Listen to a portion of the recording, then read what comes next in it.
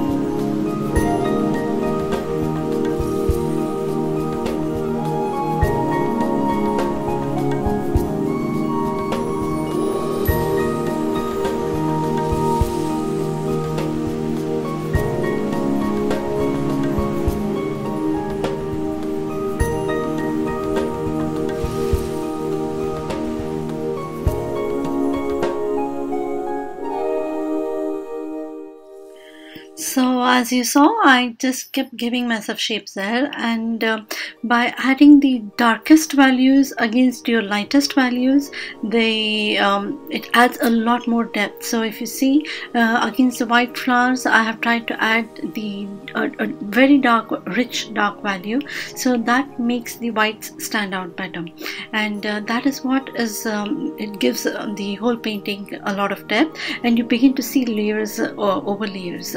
And in this case, you start with the light underpainting, and that will be your lightest lights. So don't go very dark with your underpainting or the first layer where I use just the 3 primaries. Then you start by adding just a little darker, and keep building over it, and use the same 3 colors that you started with. Don't keep adding new colors. And as I explained even in my earlier video, keep your colors the same, and that is what unifies the painting. So just don't keep adding new colors all the time, and introducing new colors rather. Use the same 3 colors, but keep mixing different proportions of those colors. That will keep giving you different values, and they'll be richer and far more interesting than to keep introducing new colors. And so here you can see I have now switched to a slightly stiffer brush, and that is because I'm trying to lift color here. First I added color, and I added the darker pigments, and later on I went back with a damp brush, and I'm lifting some color off, which is very easy if you have used good quality transparent watercolors. They are very easy to lift, and I'm giving myself additional shapes here now by lifting color. So my first few layers I added shapes by adding darker values, and here I'm lifting color and I'm giving myself some more shapes. So it's all about shapes when you do negative painting, and that is what you need to keep in mind. And if you're not good, you could use a stencil. You could even cut out some flowers and go around it with the paintbrush. That is another way you could do it, and I will be doing a far more detailed video on negative painting, where I'll be showing you how to use maybe stencils or dyes to form your shapes if you're not good at drawing your own shapes. But for today, I tried to keep this video very short, and I'm just trying to go over the basics of negative painting here, and that is all there is to it, is just going around, and keep your sketch very light, because sometimes some things just happen with watercolors. The colors just flow and blend on their own. So I would rather you let it do its own thing rather than making yourself rules and trying to keep to the sketch. So this is what you will be ending up with, and you will be really happy with it, because it gives you depth that you could not have achieved with just positive painting. So I hope you really do give this one a try. It's something new and exciting too. So you will begin to see something new coming up with every layer. So give it a try, and I really hope you enjoyed it.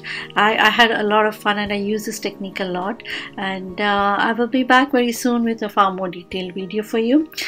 Thank you so much for joining me today. See you soon then. Bye.